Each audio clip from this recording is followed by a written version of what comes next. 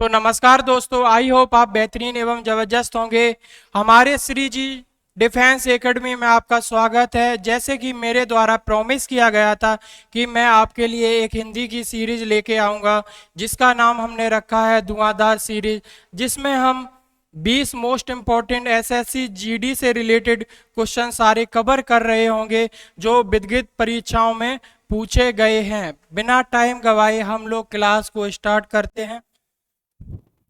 Class start करने से पहले एक थॉट है, मेहनत इतनी खामोशी से करो, मेहनत इतनी खामोशी से करो कि नौकरी तुम्हारी पहचान बन जाए। नौकरी क्या बन जाए? आपकी पहचान बन जाए। बिना टाइम गवाए हम क्लास को स्टार्ट करेंगे। क्वेश्चन नंबर आपका वन है कि भाषा की सबसे छोटी इकाई क्या होगी? भाषा की सबसे छोटी इकाई क्या होगी? ऑप्शन में आपका दे रखा है वर्ड, दूसरा दिया है शब्द, और तीसरा दिया गया है वाक्य एंड चौथा दिया गया है पद। इसका आपका राइट आंसर क्या होगा? आपका बर्ड होगा। क्या होगा? आपका बर्ड होगा। हम लोग चलेंगे नेक्स्ट स्लाइड पर। जो बर्ड है वो आपकी क्या है? भाषा की सबसे छोटी इकाई है। क्या है? भाषा की सबसे छोटी इकाई है। एंड जो शब्द है, बर्डों से बना एक अर्थपूर्ण समूह, या कह सकते हैं बर्डों से बना एक अर्थपूर्ण शब्द।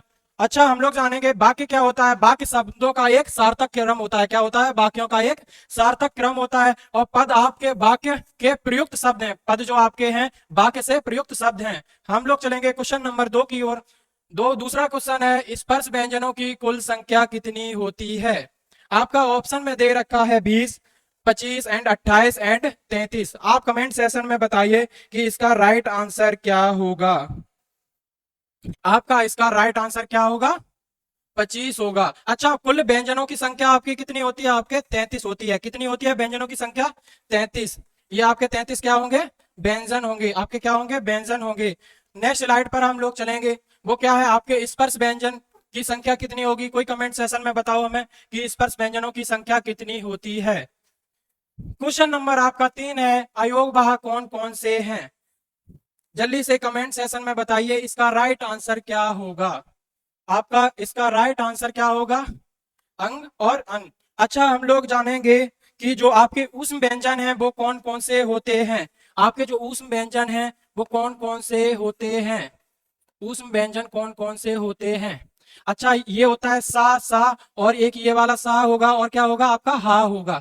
अच्छा, कोई बताएगा ऊष्म व्यंजन क्या होते हैं? ऊष्म व्यंजन वो होते हैं जिसे बोलने में हमारे मुंह से गर्म हवा निकले या वाष्प निकले, उसे हम क्या कहेंगे? ऊष्म व्यंजन कहेंगे। ऊष्म व्यंजन कितने प्रकार के होते हैं? 4 प्रकार के होते हैं, सा और हा। अच्छा, अंतस्थ व्यंजन आपके क्या है? अंतस्थ व्यंजन है या, रा और ला और वाह। क्या है? आपके 4 होते हैं, या, रा और ला और वाह। ये आपके क्या है? अंतस्थ व्यंजन है।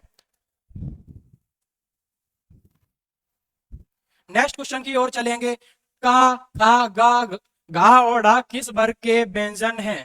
ऑप्शन में दिया गया है तालव्य व्यंजन, दूसरे में दिया गया है मूर्धन्य व्यंजन, और तीसरे में आपको दिया गया है कंठ, और चौथे में क्या दिया गया है? दंत।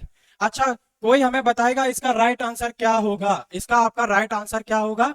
कंठ होगा। अच्छा, एक बार बोल के देखिए, का, खा, गा, घा, डा। आपका कंठ कौन सा होता है? आपका ये जो गले गले में होता है उसे हम क्या कहेंगे? ये कंठ होता है। अच्छा, दंत क्या होता है या तालव्य क्या होता है? जब हमारी जॉन वर्ड बोलने में हमारी जीभ है, दांत में स्पर्श होगी, उसे हम क्या कहेंगे? दंते व्यंजन कहेंगे। तालव्य क्या होता है? जो वर्ड बोलने में हमारी जीभ तालव्य को टच करेगी उसे हम क्या कहेंगे? तालव्य व्यंजन कहेंगे। जीभ का जो ऊपर वाला हिस्सा होता है उसे हम क्या कहेंगे? तालव्य कहेंगे।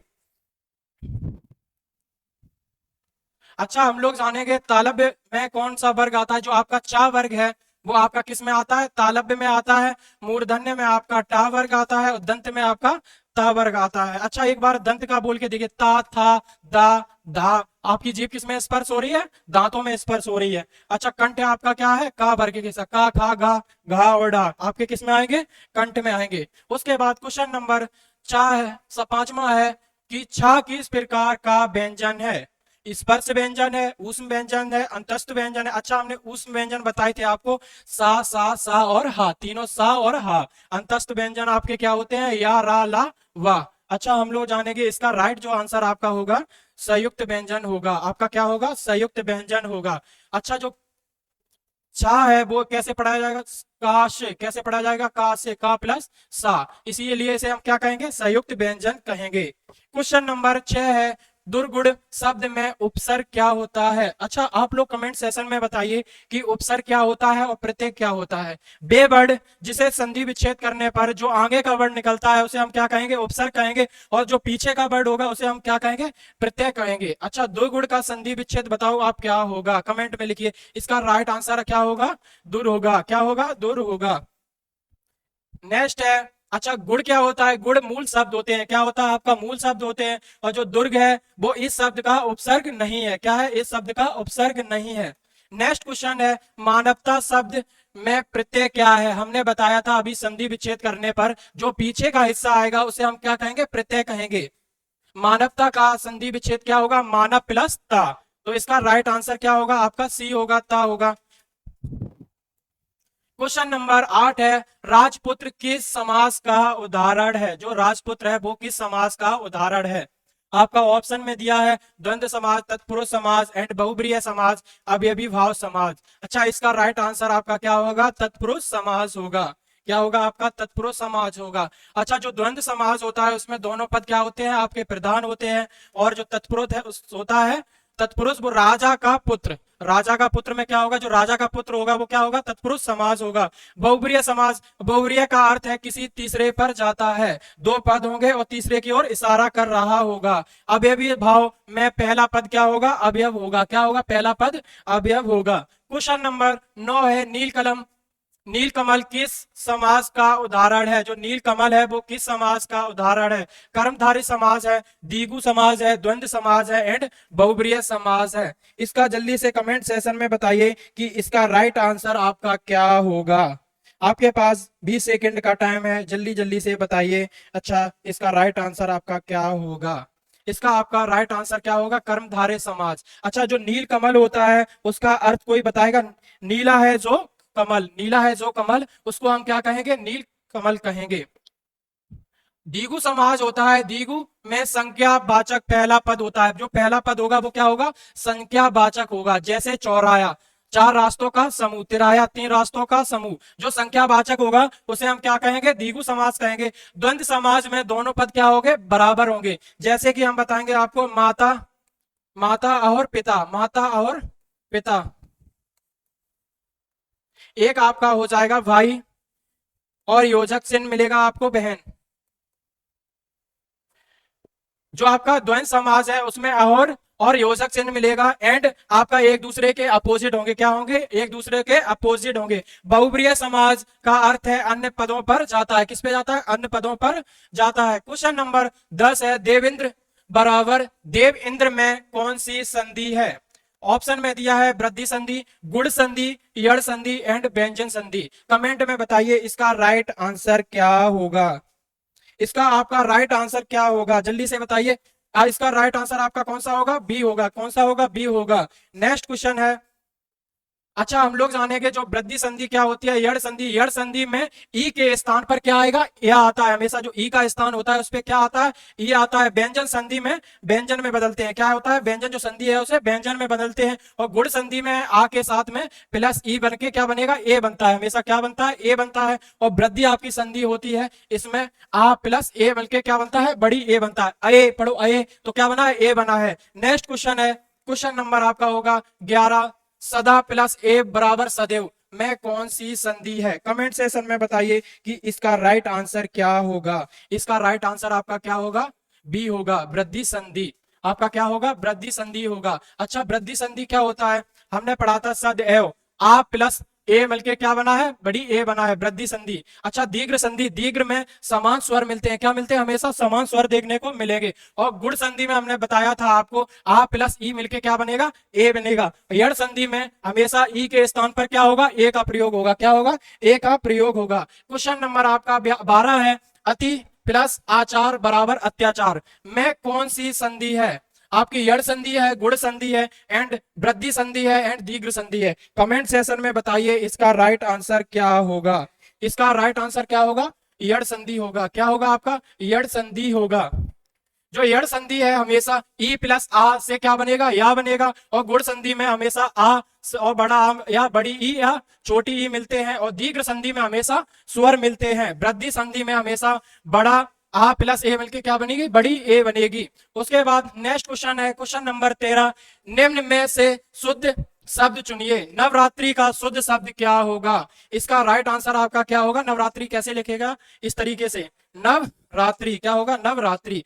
नेक्स्ट क्वेश्चन आपका है 9 2 11 होना का मुहावरा क्या होगा? 9 2 11 होने का मुहावरा क्या होगा? इसका 9 2 11 का होगा भाग जाना। क्या होगा? भाग जाना। नेक्स्ट क्वेश्चन, अच्छा बहुत खुश होना, यह सही अर्थ नहीं है। क्या नहीं है? सही अर्थ नहीं है। हम लोग नेक्स्ट स्लाइड पर चलेंगे। क्वेश्चन नंबर 15 है आंखों का तारा का अर्थ होगा। क्या होगा? आंखों का तारा का मतलब बहुत प्रिय व्यक्ति। क्या होगा? बहुत प्रिय व्यक्ति। उसके बाद हम लोग नेक्स्ट स्लाइड पर चलेंगे। जो आंख की बीमारी है इसका क्या है? कोई अर्थ नहीं होता है। क्या होता है? कोई अर्थ नहीं होता है।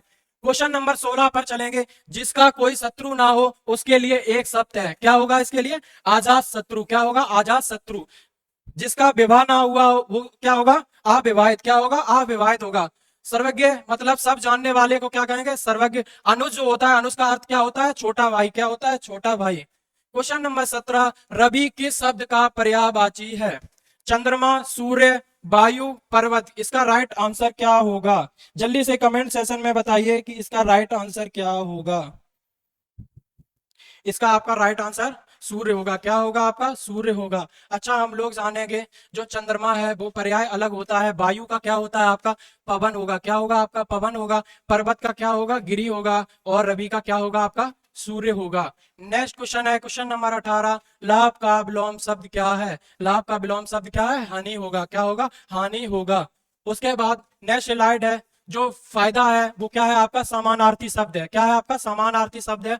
उन्नति का विलोम शब्द अवनति होगा। क्या होगा? अवनति होगा। वृद्धि का विलोम शब्द कमी होगा। क्या होगा? वृद्धि मतलब ज्यादा, और इसका विलोम होगा कमी होगा। इसका क्या होगा? कमी होगा। अच्छा क्वेश्चन नंबर 19 पर चलते हैं। राम ने रावण को मारा, मैं रावण को कौन सा कारक है? जो रावण को पूछा गया है आपको उसमें कौन सा कारक है? हमने पढ़ा था कि कर्ता ने कर्म को करण से संप्रदान के लिए अपादान से अलगाव। अच्छा इसमें क्या है? को। इस पे ध्यान देना। को तो हमने पढ़ा था कर्ता ने कर्म को, तो इसका राइट आंसर क्या होगा? कर्म को। हम लोग चलेंगे नेक्स्ट स्लाइड पर। अच्छा हम लोग जानेंगे संप्रदान क्या होता है। संप्रदान पाने वाले के लिए आता है। किसके लिए आता है? पाने वाले के लिए आता है। और कर्ता होता है आपका क्रिया करने वाले को हम क्या कहेंगे? कर्ता कहेंगे। और करण क्या होगा? करण क्रिया का साधन होता है।